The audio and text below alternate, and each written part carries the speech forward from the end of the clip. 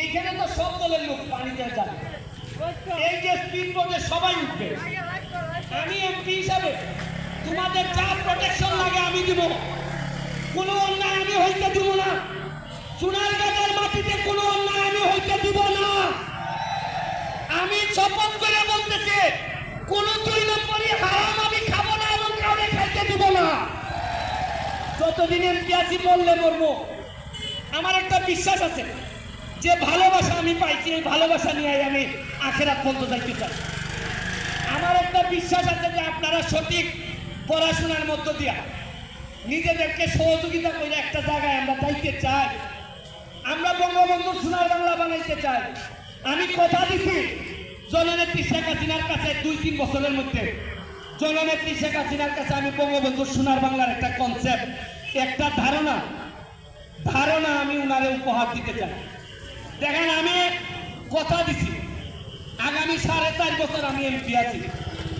আমি যতদিন এমপি থাকবো, আমি কথা দিছি আমি পৃথিবীর কোথাও সোনারগাঁ, মাধবপুর, সিলেট, ঢাকা, আমেরিকা আমি কোনোদিন কোথাও 100টা জায়গাও আমি কিনব না। আমি কথা দিছি যে জায়গা দূরের কথা, কোনো ধরনের সেভিংস আমার ব্যাংকে থাকবে না। আমি যা ইনকাম করবো ব্যারিস্টার হিসাবে সব। আরে যে এমপি ময়লার পানিতে কুশল করতে শিখতে, এই এমপিরা আপনারা কোনো কিছুতে ভয় দেখাতে পারবেন না। আরে আমার তো মরার ভয় নাই, সম্পদ হারানোর ভয় নাই। 80 লাখ টাকা খরচ করছি এই জায়গায়, মাত্র 9 লাখ টাকা পাইছি, প্রায় 69 লাখ খরচ করছি। এইখানে আমাদের হাজি দুলাল, এই যে তাজুল বাহার, বাচ্চাগুলা, এরা যেভাবে 104 দিন 137 দিন, সুহাগ বাচ্চা ছেলে, এই যে তামিম বাচ্চা ছেলে, এরা থাকিয়া একটা ইতিহাস রচনা করে দিছে। আমি আরো কত লোক, উমরান, আমাদের ফুটবল একাডেমির ছেলেরা কাজ করছে, বিডি টিমের ছেলেরা বাহির থেকে আইসা আমাদের জন্য সহযোগিতা করে দিচ্ছে। এই ময়লা পরিষ্কারের হাত এরা দিছে কত। আপনারা জানেন যে এই যে বাড়িগুলা প্রায় 57টা বাথরুমের লাইন এরা এই জায়গায় দিয়ে দিছিল। বাথরুমের লাইন এই নদীতে ছিল। আস্তে আস্তে এর কাছে আল্লাহর রাস্তায় চাইয়া বন্ধ করছি। কইছি রে ভাই, আস্তে আস্তে বন্ধ করো। চিন্তা করো, মানুষের যেভাবে ফুসফুস না থাকলে কষ্ট হয়, একটা এলাকায় নদী না থাকলে কি ধরনের, আপনি জানেন এই নদী না থাকলে আজকে বাজারে একটা আগুন লাগে, পানি পাইছেন কোথায়? এই চিন্তা করেন, এই দিল্লিতে আগুনে লাগলে এই জায়গাতে পানি ছিল না, আপনারা পানি কোথা থেকে দিতেন? এখন তো আপনারা 5 মিনিটের ভিতর পানি নিয়ে দিয়ে দেবেন।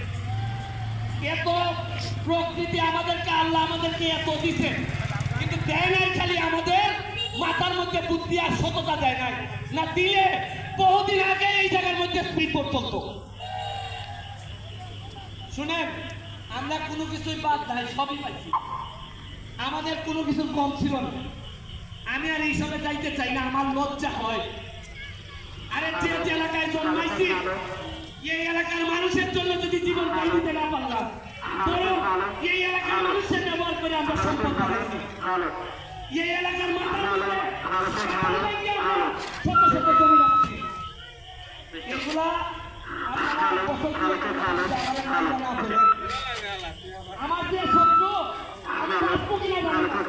যদি মারা না বলেন 2 বছরের মধ্যে দেখবেন গত 40 বছরে আপনাদেরকে কি পরিমাণ ঠকানো হয়েছে। আপনাদের কেন একটা সমানে হওয়ার পর মাত্র 4.5 মাসে 29-30 কোটি টাকা বরাদ্দ পাওয়া।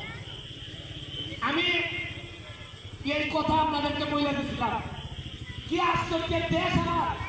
কেন আমি বলে দিলাম জনগণকে যে আমি আর টাকা পাইছি, আমি আর এইদিকে আমার বাপের টাকা। এই জন্য মহান সংসদে আমার নামে বিচার, স্পিকারের কাছে বিচার, মাননীয় প্রধানমন্ত্রীর কাছে বিচার। আমি নাকি সব বইলা দিতেছি, এটা নাকি এমপি সাহেবের নাকি লজ্জা হয়। লজ্জা মানুষের হয় না। তারা চুরি করার